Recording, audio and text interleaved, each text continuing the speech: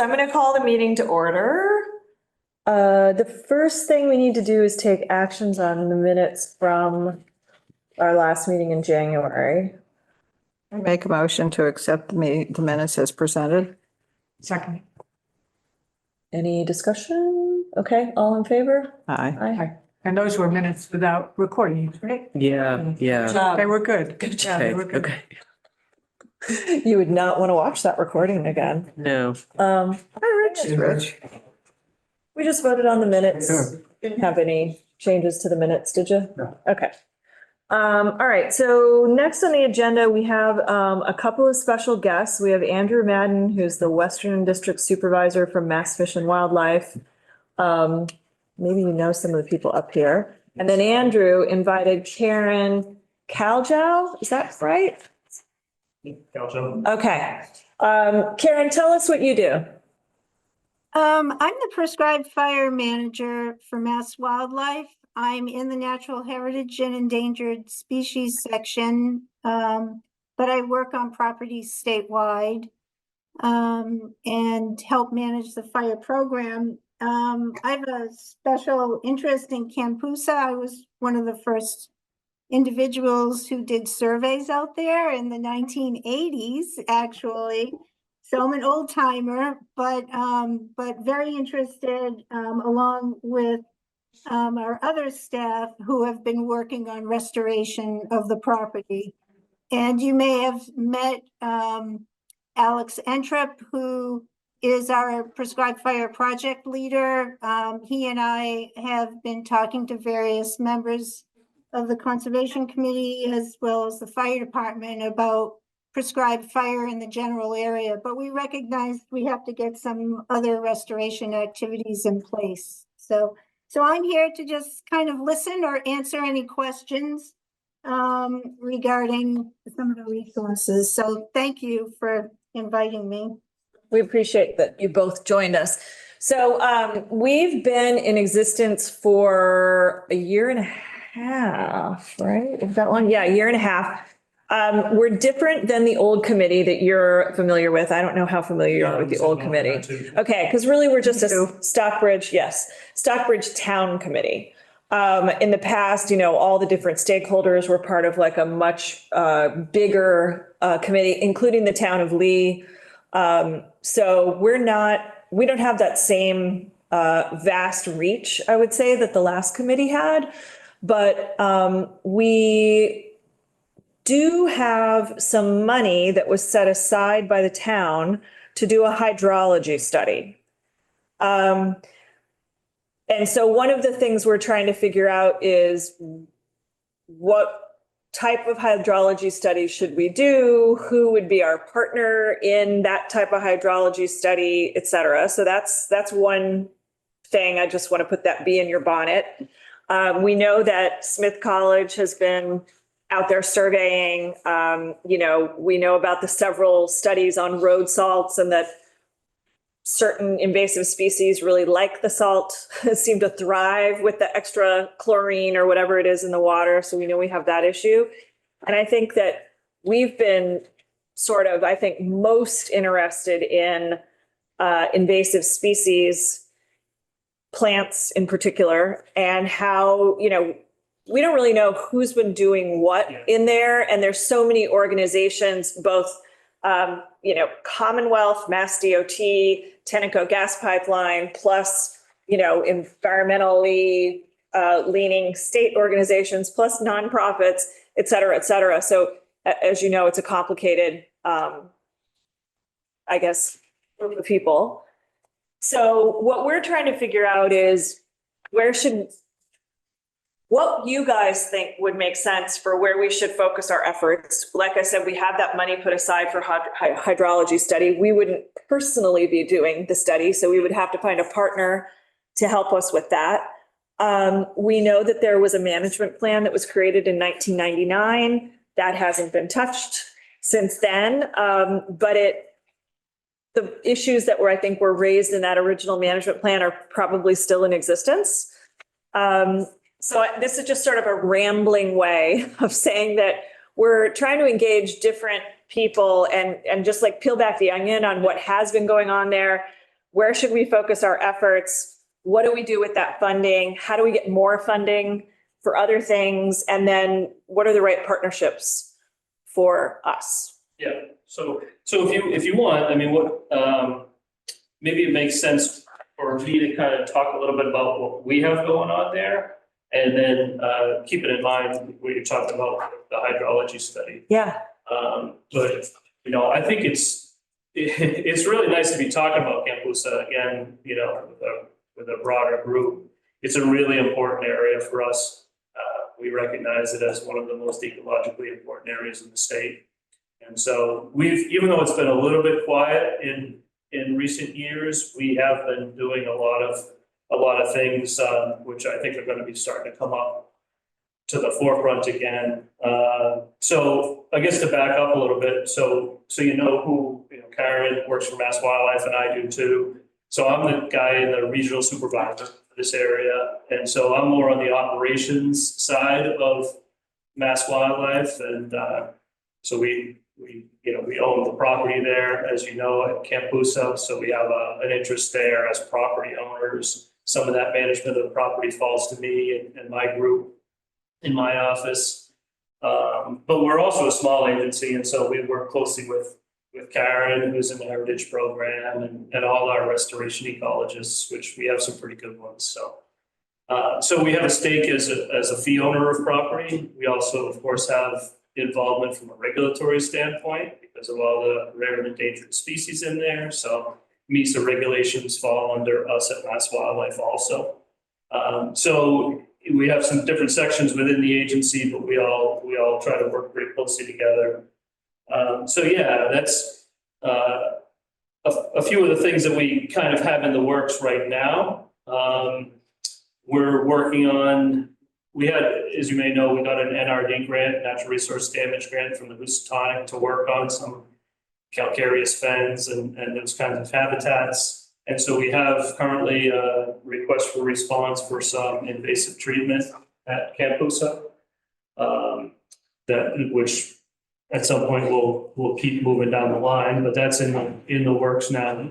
Currently, we're building our own internal capacity for dealing with some invasive plants in these kind of habitats, equipment-wise and personnel-wise, to deal with wetland marshes and fen type habitats. So we have that kind of underway. As Karen mentioned, I saw from some of your past meeting minutes as I was looking through them before this meeting that you had talked to Alex Entrup, who's our fire coordinator, and Karen, who's the prescribed fire manager. And so we have a burn plan, a fire plan for the Kampoosa area that's been developed to recreate some of that disturbance, that natural disturbance, which this type of community is benefits from and has benefited from in the past. Can I stop you for a second? Yeah.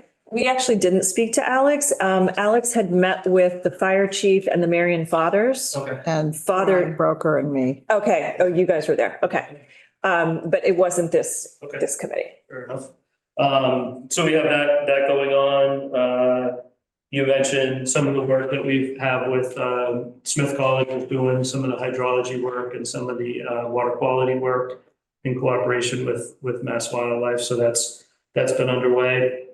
And I saw also, I think maybe a few meetings ago, did you meet with Dave Paulson from DOT? Did he come to your committee meeting? He did, Okay. yeah. Yeah, so we also are working closely with them, and as you know, they're talking about hydrology and other opportunities there. So all that stuff is kind of in the works. I think it's interesting, you know, and I appreciate the invite coming here to talk to you guys and talk about Kampoosa generally, because I think it's going to be important since we have this stuff going on and you have stuff going on or that you're trying to figure out, that we are working collaboratively as opposed to parallel tracks. Right. When we can be traveling together. Do you also know about the culvert that was it's in the design phase with the Department of Transportation. They want to put a wildlife crossing culvert under Route 7.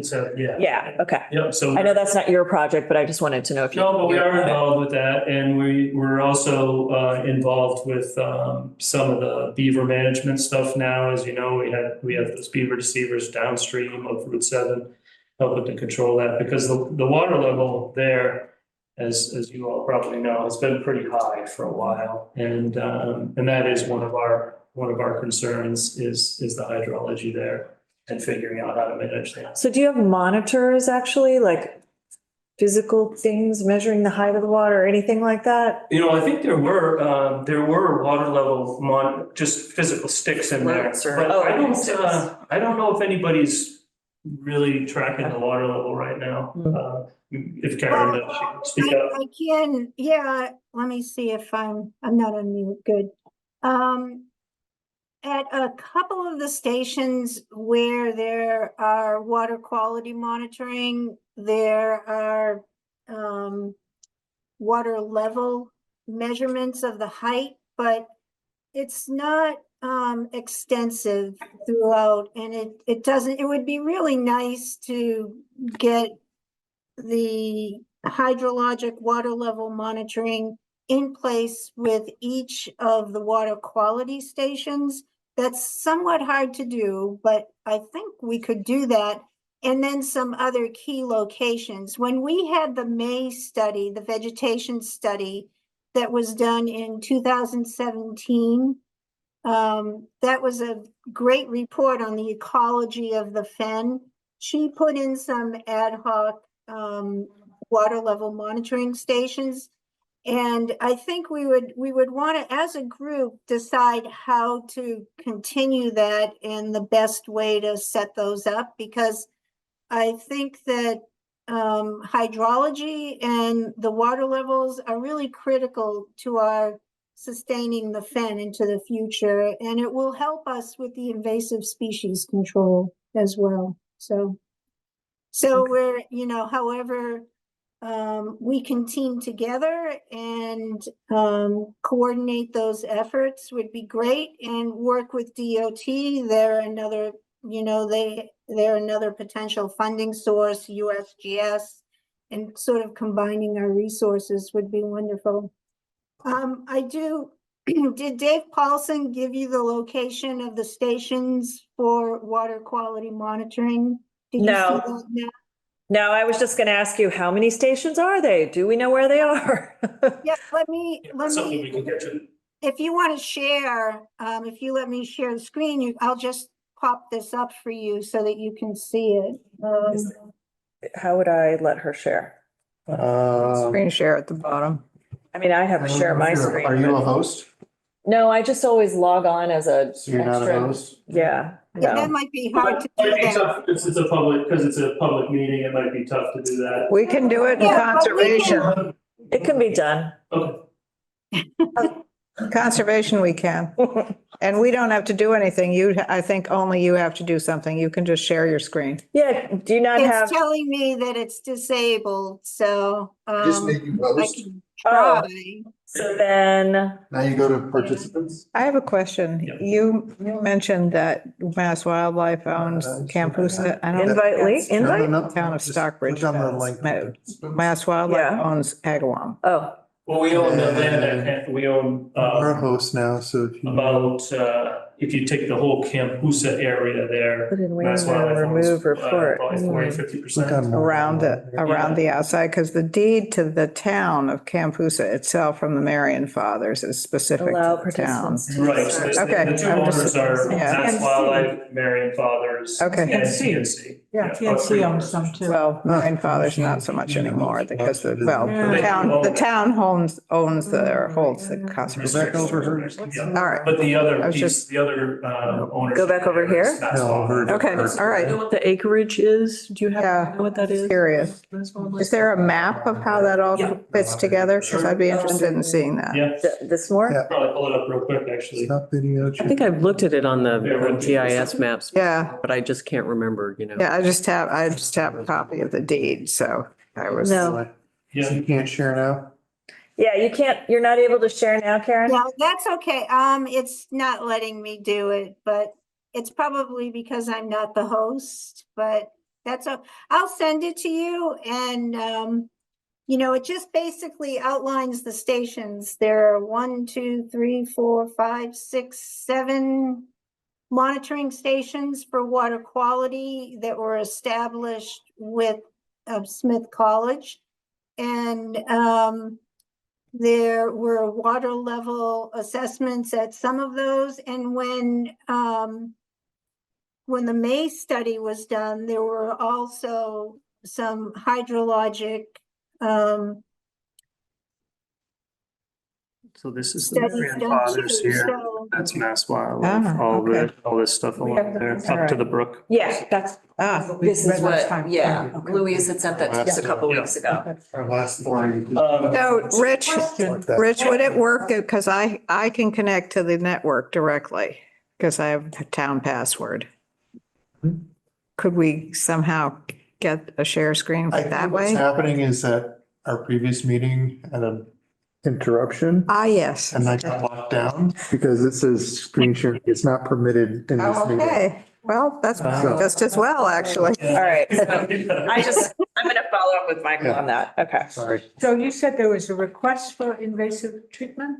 So it's Yes. currently it's request for response, so it's basically a contract Yeah. that we're soliciting bids to do some invasive treatment of Phragmites. Is that in the Combis system? Yes. Okay. Is that a new one you guys put in? Because there was one from a few years ago. There Oh, were it's newer no than bids. Okay, it's newer than that. Actually, you know what? It might not be posted in Combis yet. It's Okay. working its way through the procurement Okay. system. I was just, it's not, I was on Combis like 2 weeks ago. Oh, it's not posted Okay, yet? Okay.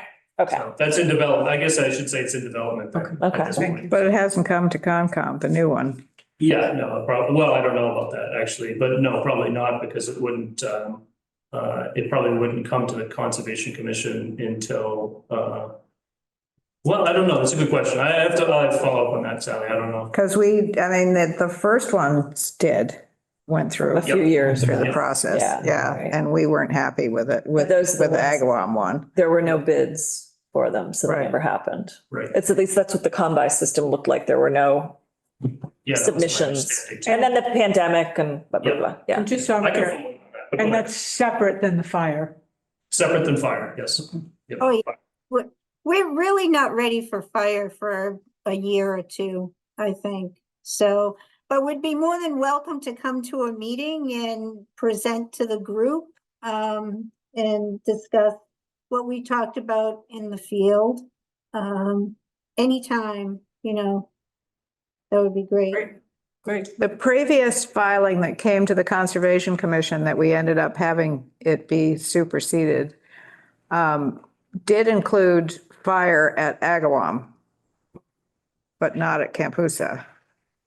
And we were very interested in how that was going to go. Yeah, I think as Karen said, that's still, and like we developed those plans, those fire plans and talked to the fire chief and all that, but that's not far enough along to have come Yeah. to. Since we're at least a year away or so, the superseded order of condition for both sites, I think, had fire in it. And I would didn't have to remember, look. I didn't remember fire for Kampoosa, only for Agawam. Yeah, I think they had it for both. So, and I remember you were very interested in it. And I was, when things got delayed, I was disappointed because a lot of those sloping fens, those areas to the south and to the north, it would be nice to bring fire back in, but the water levels are so high right now. I think it's probably better to wait and see how things move forward and then approach it. So, but those sloping fens on the south side of the property, always had an interesting mix of native plants that were rare and uncommon. And fire will help promote some of those, and it will help take care of some of the invasives. There are over 19 invasives, different species that occur throughout that wetland. And, one of, the two primary culprits are Phragmites as well as the common buckthorn, which has spread through the entire wetland on the north side as well. So another question. Yep. We're interested in trying to help coordination Yeah. between everyone that's involved there. So, I mean, do you coordinate with TNC or with any of the other agencies? Yeah, so it's a good question and why I appreciate you having us here today, because so we do, TNC's involvement, I think, has been less over the years. So I think in terms of restoration, Mass Wildlife is kind of the primary science group. But there are a lot of stakeholders here, and including this group here and the Marion Fathers, as much as whether their involvement, whatever their level of involvement is, and DOT and a lot of other groups. So that was a question I was going to ask you all. You've been created as a town committee, right? Yeah. Is there opportunity to build that out to something similar to what it was before? Because we certainly I can tell you right now, I mean, Mass Wildlife, we would participate in that if we had a broader group where we could do what we're doing here now, talk about these different options. So our coordination now is not as good as it was when there was a committee that met every, I don't know, was that monthly back in those days or? It was Judy Spencer. Was it monthly? She was the driving force. Yeah, right. Right. And we had Tim Simmons who was one of our ecologists. And Frank Lowenstein. Yeah, and the Tennessee Gas folks too, right? Yeah. Were involved. Yep. Leslie Chonick. Mhm. Leslie, yeah. Yeah. And so yeah, I think that we would love to do more coordination on it. And Allison Dixon, Allison Dixon. Yeah, from Yes. HBA. Yeah. Well, now she's at BR Berkshire Regional Planning, Right. part-time. So that would be good to get them involved too, I think. Yeah. I think Or we someone would from HVA. get more traction if we had, the Yeah. people that actually do the work. We Yeah. don't do the work. Yeah, we're not gonna be out there in the rubber boots or whatever, but Yeah, and that would be something that, like I said, I mean, we could commit to participating in that process. It helps us build partnerships. Could our meeting be structured that way where we're effectively calling all the different parties to come in during, and they don't have to physically come in, but they come in I mean, I don't and, see and why not. we're just the host. Yeah, And then we basically, call the meeting to order and then have everyone, contribute whatever they can or need to Yeah, communicate. I mean, I guess I need to ask the powers that be in the town how that works, right? Because we're sworn in and open meeting laws and all that stuff. I don't know that it affects all that or not, but I think it makes perfect sense. Yeah, and just then we can do, we can all lay everything out and strategize as a group. I think it'd be more effective. Yeah. I think so. Yeah, I mean, even the gas pipeline, they have a 5-year plan and it's, I found it in the Massachusetts, whatever website somewhere. Has that been shared with anybody? Because they're thinking of burning stuff. They're gonna be removing invasives. It just seems like Yeah. they're gonna do their own little strip and then no one knows about it. I don't know. It just seems odd. I think it makes sense to expand it if we can. Yeah. Okay, I will explore that. Yeah, like I said, we'll participate. Great. That's great. It's much easier having those conversations up front anyway about what the Right. plans are, and then nobody gets caught by surprise. Well, Tenneco has a yearly operating plan that they have to file with the Concom every year. I mean, I found a So does- 5-year. So thing. does Mass DOT. Yeah, that makes sense. So theoretically. But Sometimes they're you this guys. thick and see sometimes they're those? this thick. It's just, Yeah, well, yeah. yeah. Okay. Yeah, and it's another opportunity to catch that stuff, right? If we're talking about it and say, wait a minute, have we seen that? Maybe we have, maybe we haven't, so, yeah. Anyway, that would be, I think, a positive outcome. I agree. Okay. I mean, the Tenneco has just been going along and slashing and burning wherever they wanted. Yep. As far as I can tell, they went through our property and cut a whole bunch of stuff. Through Lake Drive. Yeah. We're already having drainage problems as a result of it. Yeah. Like our roads are getting washed out, so. We didn't know. I mean, I knew it was coming because Patrick had told me but he said like months ago, they're starting in North Adams. You know, so I was like, oh, they won't be down here and then, I don't know, a couple months ago. Yeah, they did ours too. I mean, they got rid of the multiflora rose. I'm happy about that, but there were also some really nice birch trees and things that are gone.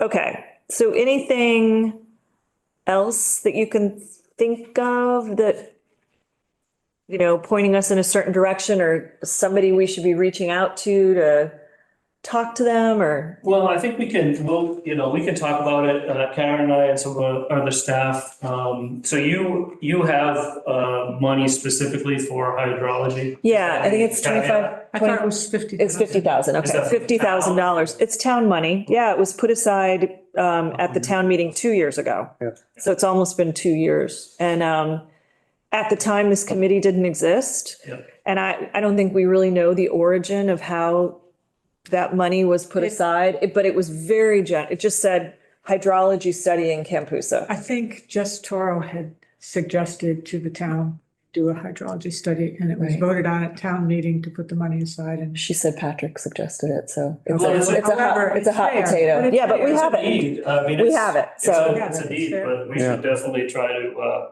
figure that out collaboratively to, I don't know where those dollars get you as far as. That was gonna be my We have question. no idea. Yeah, right. That's why we would need partners, you know, and, you know, we're going to talk to Amy Rhodes. Louise has had some discussions with her. She's the person at Smith College.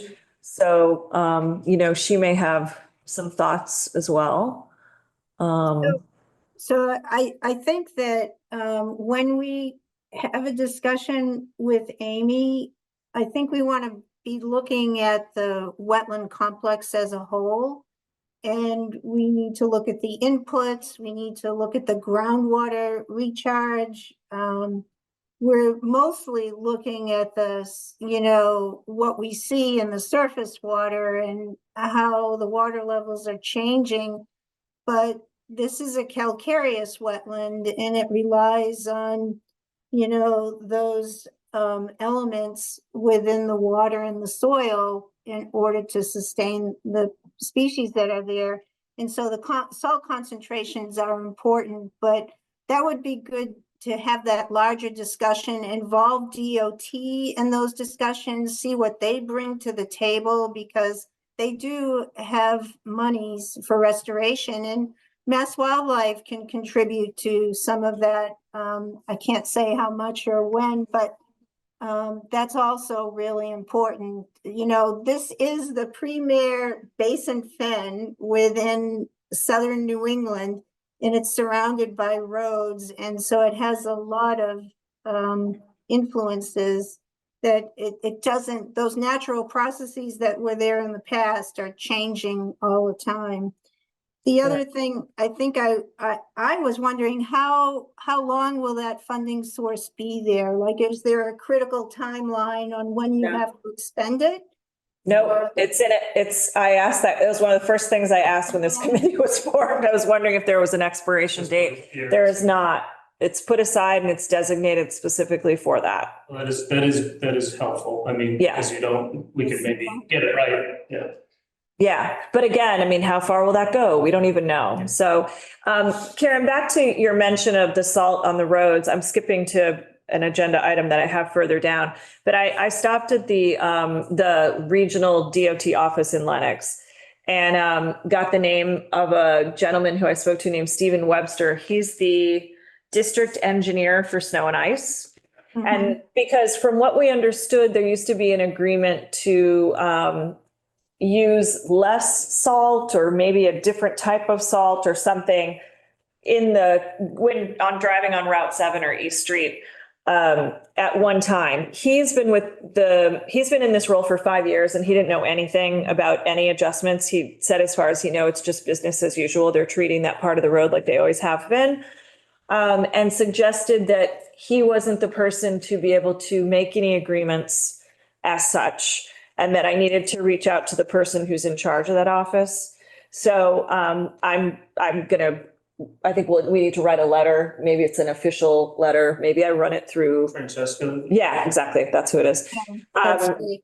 you know, just to say, because I think, I don't know what the agreement was in the past, but we've also, I believe the previous committee focused really mostly just on Kampoosa. We're interested in the kind of the broader watershed, the Kampoosa Brook, which runs downstream to the Housatonic, you know, as you mentioned, Karen, inputs, outputs, all that stuff. So it might be that, you know, we need to have a larger area that could have a different type of salt or less salt or whatever.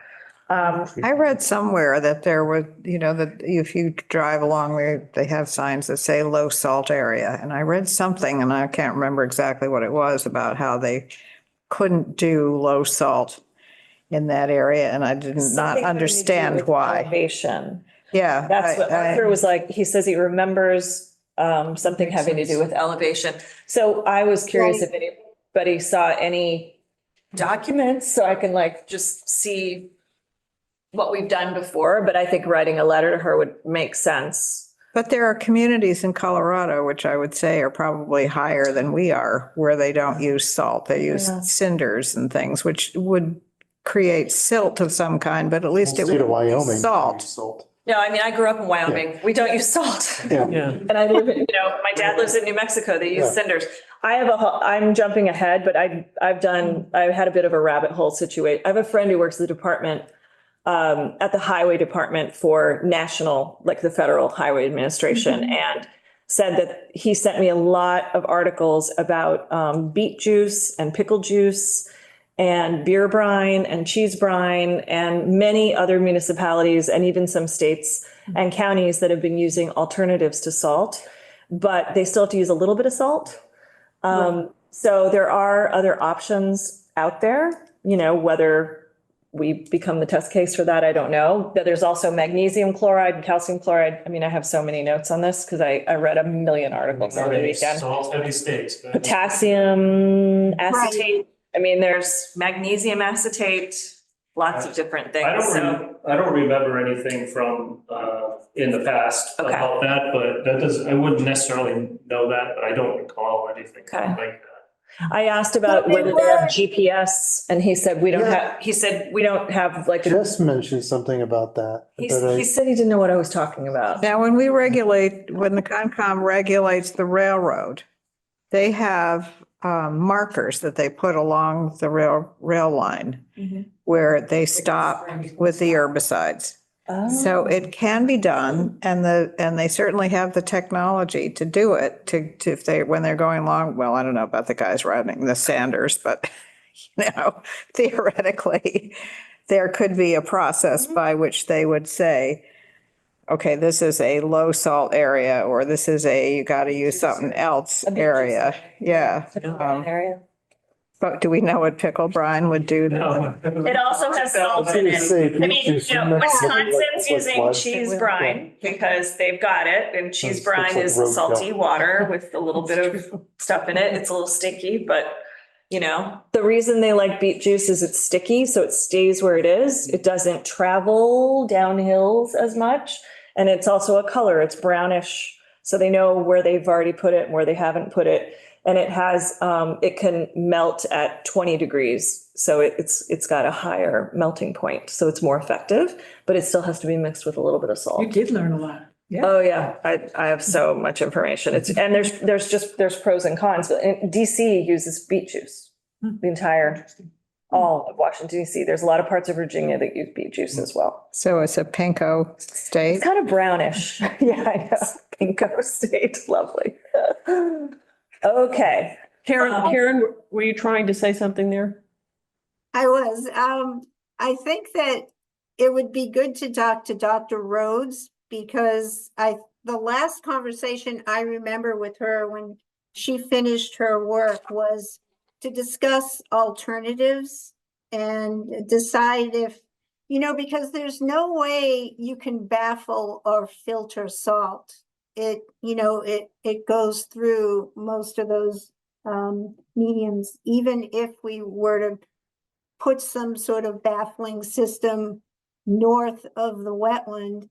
The other thing that I remember that she said was that there may be, the fact that a lot of the salt gets, there is a lot of salt in that system, and it's almost like a salt marsh situation right now. It's not a good situation.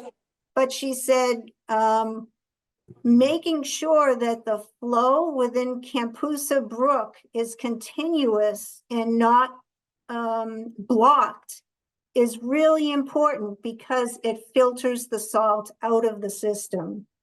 It's this, it's like this sponge filtering to that main stem. So Now that's going out of Kampoosa. So what about going into Kampoosa Going and flowing into through? if there's something, it's the Mass Pike, it's those chemicals, it's the salt Yeah. on the pike that's creating, and that's, we have to do within reason what's appropriate for safety. But if we could look at those alternatives and discuss that, that would be great. And the same thing for Route 7. So while we know that Kampoosa Bog at the outlet toward Kampoosa Brook and Route 7 is really important, 7A, we also know that the main source of that salt is coming in from the north. From the turnpike, From from the turnpike. Yeah, Those maps showed that pretty clearly in that study. yeah, Mhm. okay. But that would be a great discussion with DOT and Smith College and, those knowledgeable about hydrology.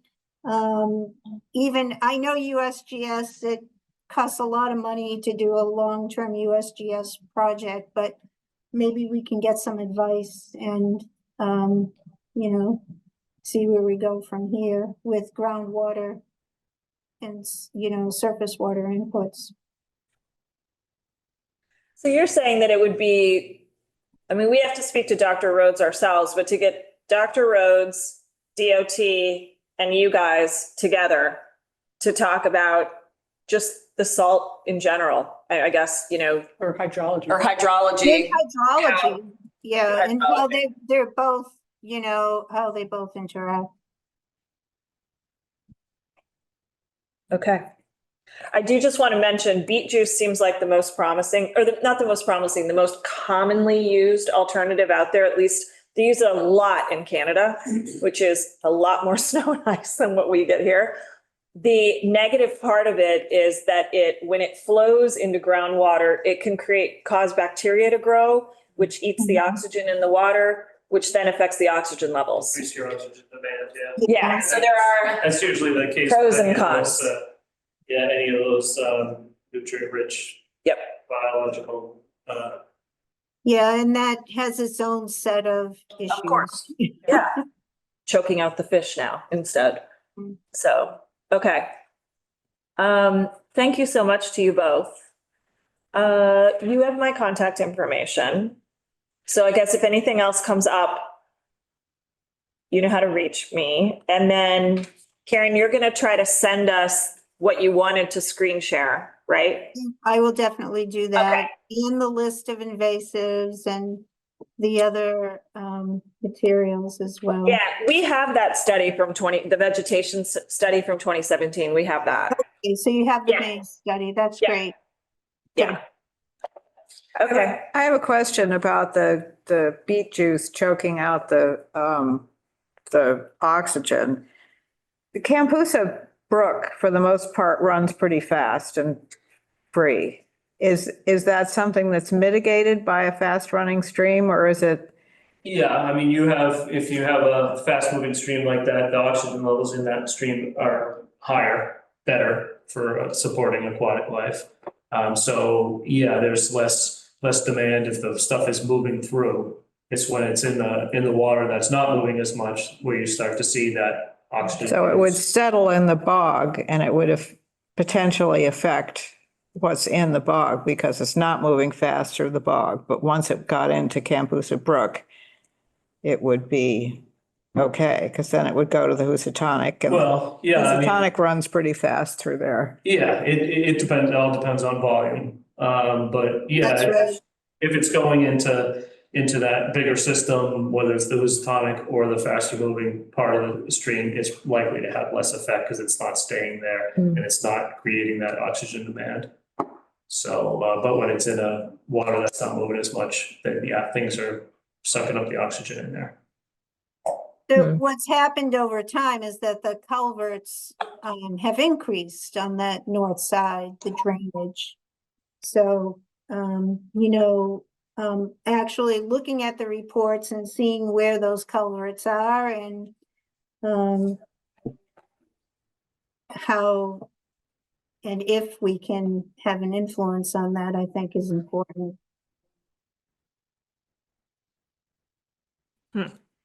Okay. All right, does anybody have any other questions? No, just thank you. It's been very Yeah, helpful. thank you, very Yeah, no, thank you for informative. inviting us. I appreciate that. I know you guys have been meeting for a little while and it's great to be back involved in it. So hopefully we can broaden it out and Yeah, talk to some more groups.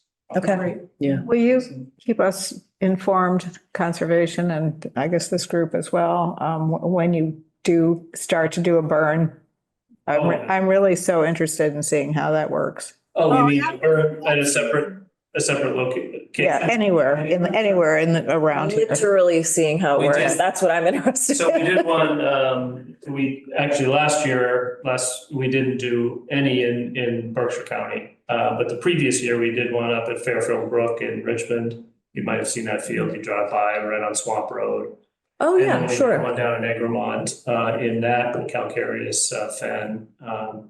So that was 2 years ago. But last year, the conditions, you just couldn't get the right day to do. Yeah. So you were talking about doing one in Sheffield. That's the one down in, yes, Sheffield. Okay. Shinnery Brook, yeah, okay, good, Yeah, but that one hasn't happened yet either. okay. It's, the conditions out here, Karen knows better than me, but we run into like it's either too wet or we can't quite get the right conditions at the right time, for burning out here. So we missed this year, unfortunately. But 2024, Okay, we're yeah, hoping to get some burn. Right, 2024, we're hopeful, and actually this year, Arthur and others have asked us to work on a prescribed fire plan for Gould Meadow. Right, And, You were at that meeting. yeah, we're working on that, and we'll come and present that information probably within the next couple of months. And that's a fairly easy burn to undertake, so we'll let folks know when that's, gonna happen as long as we get the right conditions.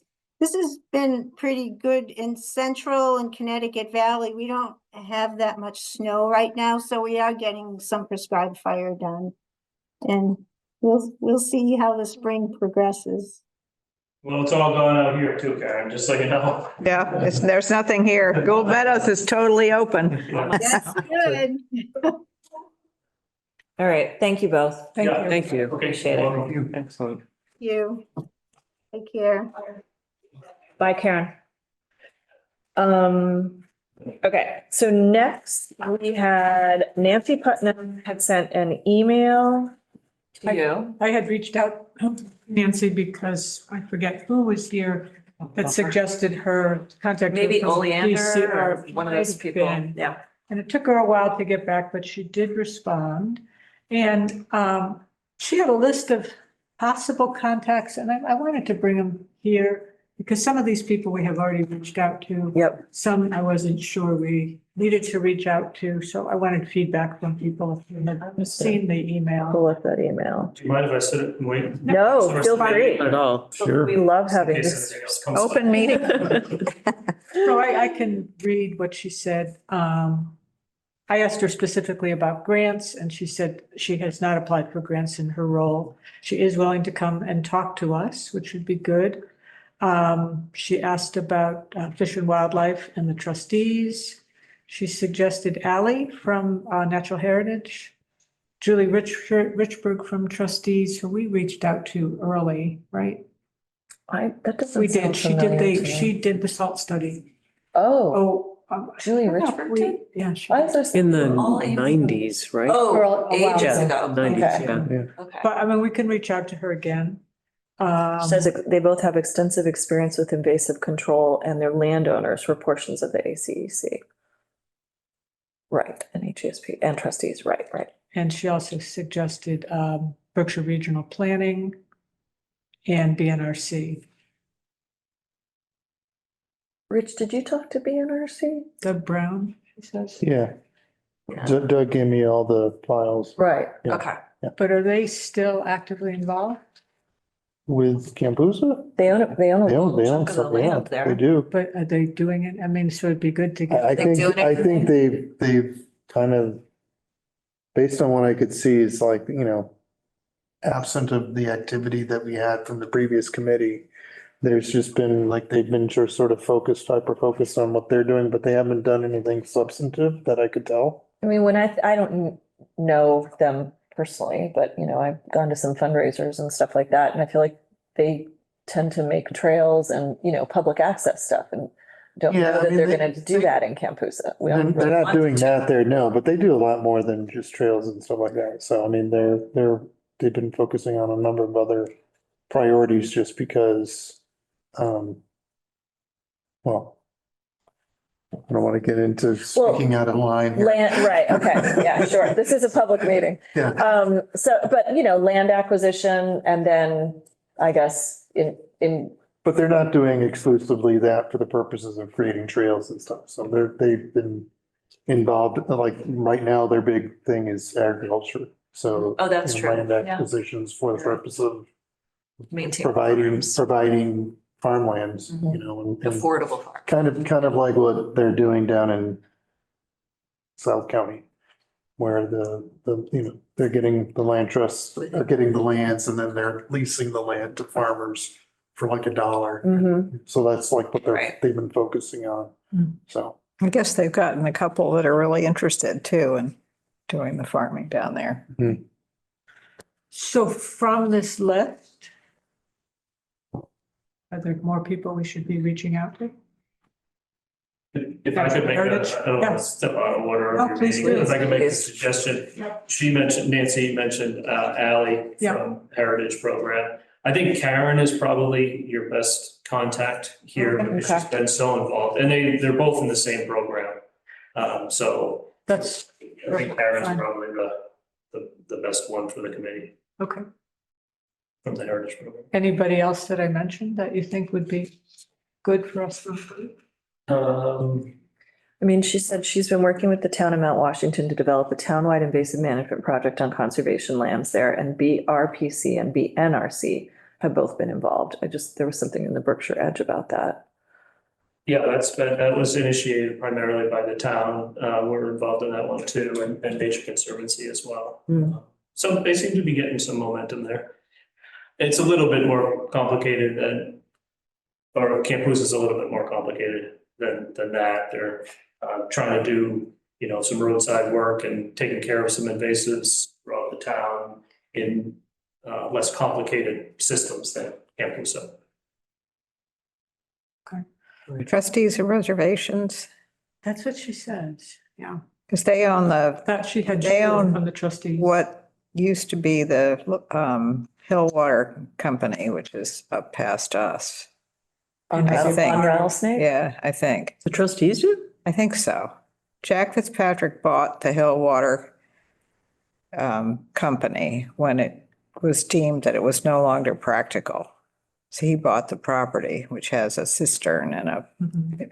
Oh, they were actually selling water from it? well, kind of, there were 19 property owners who got water from Hill Water. It was this, you could go see it where it was. And it was the best water ever. It was the best water ever. And then the town came, or the state came in and said, well, it has to meet the same standards as the big reservoirs, Oh. and it was going to cost $50,000 a year or something. I forget what it was going to be, ridiculous. For 19 homeowners. that's- And the homeowner said, you got to be kidding. Yeah. And so was disbanded and Jack bought the property. And I think that he gave it to the trustees, so they would be within the ACEC as well. I think what I need to do is go to Michael Blay at the end of the hall and just make photocopies of all of those things and tape them all Yes. together, because I feel like it comes up every meeting. It does. Well, there's a lot in the BNRC file that talks about like all the different, especially about BNRC and their land acquisition efforts before it was designated as an ACC. But I could have sworn, and this is, I gotta get on this and get this done, but I seem to recall seeing the trustees was in there. So is the Nature Conservancy. Yeah. There, I mean, when Lee and Stockbridge Land Trusts. yeah, So although the Stockbridge Land Trust doesn't own any land in there per se, but, The Nature Conservancy owns the property across from us, right. Right. which is just north of the Turnpike. I mean, part of the complexity is all those different, if it was just one nonprofit that had all those chunks of land, Very different. be And different that's and easier to specifically coordinate. and- speaking to the ACEC area. Of course. We're talking about our Environs, broader mandate or a broader, whatever. Well, now we're talking dozens of private. all your landowners. neighbors, Yeah, yeah, including myself, yeah. okay, So I did invite her to a meeting. I haven't heard back. okay, If she can maybe come and talk to us about what she's doing Yeah. I elsewhere. think that would be great, But other than that, especially because she's the ACEC coordinator. I mean, her title, I looked up her title, right, senior ecologist and ACEC coordinator for okay, DCR, it'd be good to have her. yep. Okay. Okay.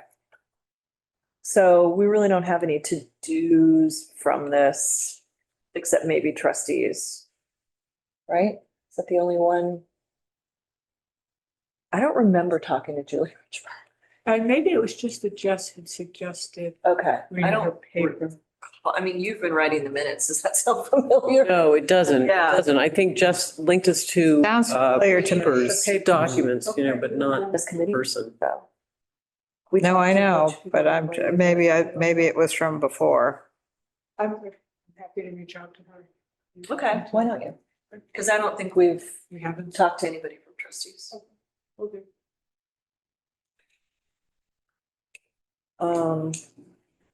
Okay, I have a lot of hats and holes in my memory.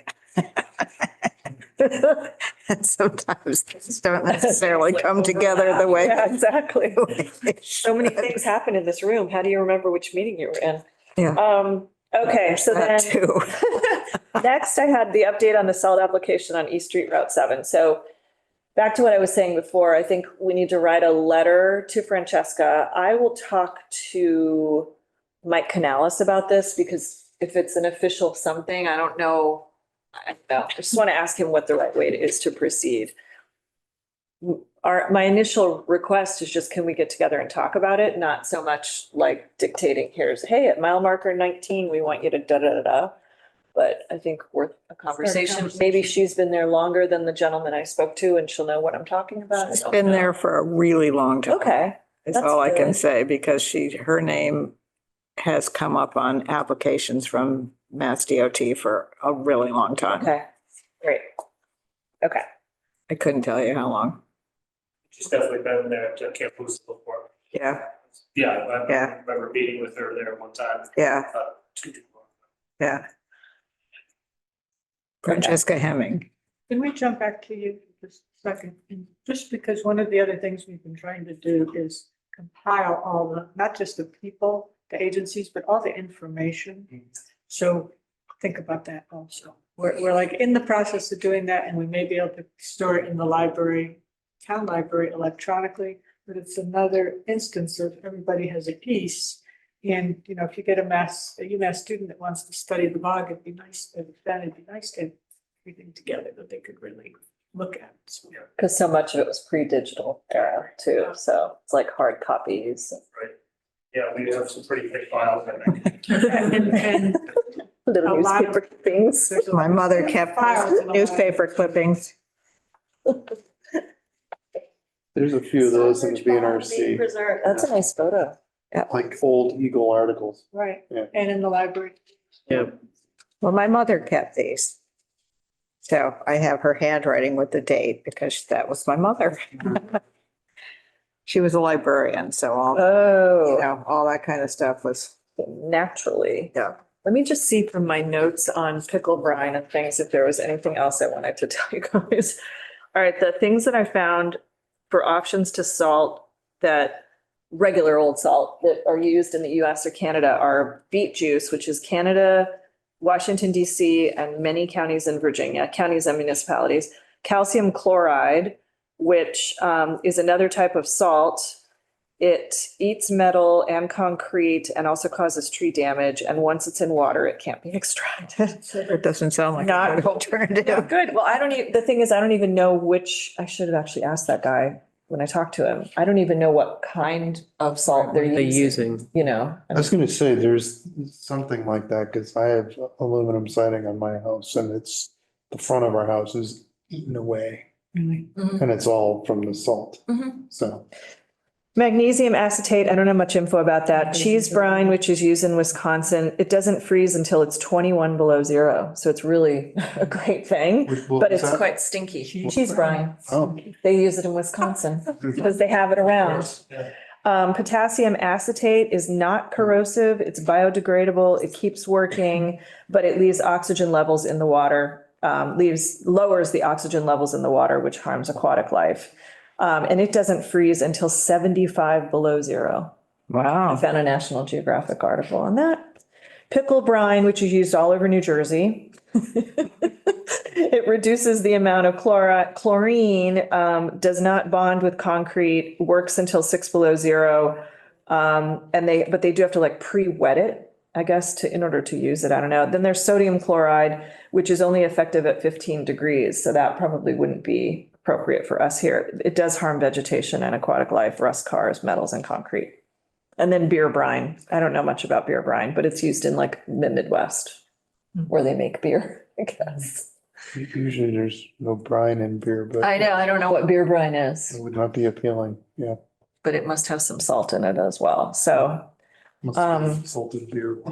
I don't know. There are things out there. So, and I didn't even really look at what people might be doing internationally. You know, what do they do in Europe? What do they do in Switzerland? What do they do in Russia?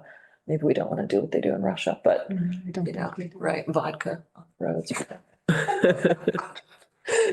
Okay, so that was my rabbit hole on salt. Like I said, I'll talk to Mike Canales about what's the right way to approach a letter. You know, is it on official letterhead? Do I have to run it through town council? It's basically, I just want to ask for a meeting, see if she'll talk to us.